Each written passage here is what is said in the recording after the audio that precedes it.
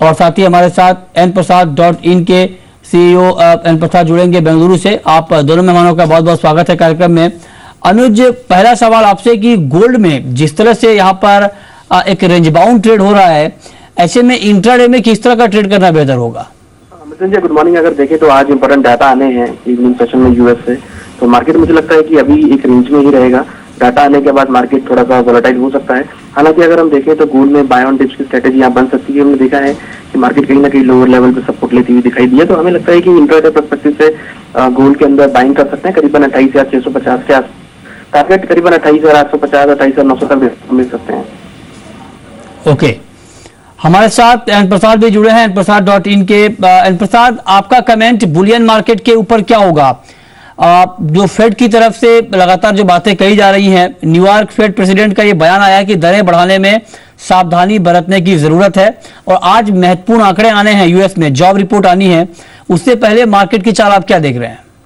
देखिए, gold silver में मेरे को लग रहा है थोड़ा अपटिक्स जारी रहेगा, अप ट्रेंड की बयास रहेगा, but the volatility remains there because क्योंकि लोग क्या है एक्सपेक्टेशन में काम कर रहा है, स्पेकुलेटिव नेचर से। जब भी अभी थोड़ा नॉन फार्म पेरोल्स अच्छा ही आएगा, अच्छा आते ही इमीडिएट नीजर रिएक्शन आएगा, बट येलन ने ये नहीं कह रहा है कि जॉब मार्केट सुधरने से इमीडिएटली मैं रेट हाइक करूंगा। There are several other factors, it needs to be look, so it is being postponed. तो लोग सडनली एक्सपेक्टेशन करेंगे, बाद में एनालाइज करेंगे। Everyone is running behind the curve, ऐसा नहीं हो रहा है। मेरे को लग रहा है थोड़ा बुलिश कमेंट्स आएगा। ठीक है, चांदी पर अनुज आपका व्यू क्या है? इंट्राडे पॉइंट ऑफ व्यू से अगर ट्रेड करना हो सिल्वर में तो क्या राय देंगे आप?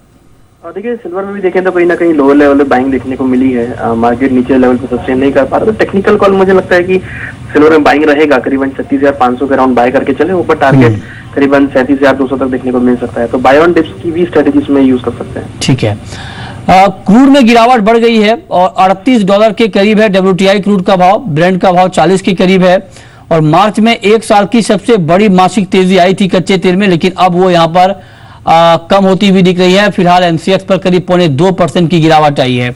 एन प्रसाद, क्रूड के ऊपर आपका व्यू क्या है? क्या आपको लगता है कि क्रूड में अभी गिरावट और बढ़ सकती है? देखिए, क्रूड में गिरावट जरूर बढ़ सकता है, because I was also expecting it to be a correction.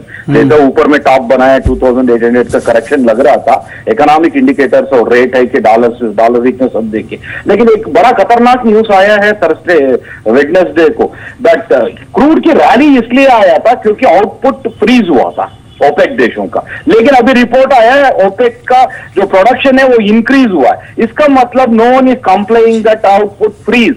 मेरे को लग रहा है कहीं नहीं कहीं बहुत खतरनाक चीज लग रहा है, जिसमें bring down the crude prices to very low levels if this attitude continues by the OPEC members. ठीक है, ठीक है। जो बात यहाँ पर कह रहे हैं एन प्रसाद की गिरावट यहाँ पर बढ़ सकती है, ऐसे में अनुज टेक्निकल चार्ट पर आपको प्राइस बिहेवियर क्रूड का क्या दिख रहा है? तो देखिए, प्राइस बिहेवियर देखें तो क्रूड का एक रेंज में ही है। नीचे अगर देखें तो करीबन 37 और ऊपर में करीबन 40, ये $3 के बीच मार्केट कंटिन्यूस मूव करता हुआ नजर आया है। मुझे लगता है कि अभी भी मार्केट इसी रेंज में रहेगा, क्योंकि इस हफ्ते अगर बात करें तो ओपेक की मीटिंग भी होने वाली है, तो मार्केट कहीं ना कहीं एक मूव रेंज के बीच ही मूव करता हुआ नजर आएगा। तो मुझे लगता है कि यहाँ पर भी अगर भाव नीचे आते हैं तो बाय करके चले, ऊपर करीबन 2600 रुपए तक लेवल देखने को मिल सकते हैं। तो ओवरऑल मार्केट जो मुझे लगता है कि वो रेंज में ही ट्रेड करता हुआ नजर आएगा। ठीक है, आगे बढ़ते हैं, बात कर लेते हैं नेचुरल गैस की। एन प्रसाद, नेचुरल गैस पर आपका आउटलुक क्या है? नेचुरल गैस में कोई इतना खास मूवमेंट्स नहीं है, they are very sedate and मेरे को लगता है वो भी बयास नेगेटिव साइड है। ठीक है, एग्री मार्केट में अगर जीरे में ट्रेड करना हो इंट्राडे में अनुज गुप्ता, तो आप करंट मार्केट प्राइस पर क्या कॉल देना चाहेंगे? देखिए, मुझे लगता है कि जीरे के अंदर अभी जो ट्रेंड है वो पॉजिटिव है, तो जीरे के अंदर मुझे लगता है कि बाइंग करके चलना चाहिए। ऊपर अगर हम टारगेट की बात करें तो करीबन 15,750, 15,800 तक के लेवल देखने को मिल सकते हैं। तो ओवरऑल ट्रेंड जीरे में पॉजिटिव है, तो बाइंग साइड में ट्रेड कर सकते हैं। ठीक है, ओवरऑल आपको पॉजिटिव ट्रेंड यहाँ पर दिख रहा है। एन प्रसाद, आखिरी सवाल आपसे, करेंसी मार्केट पर आपका व्यू आगे के लिए?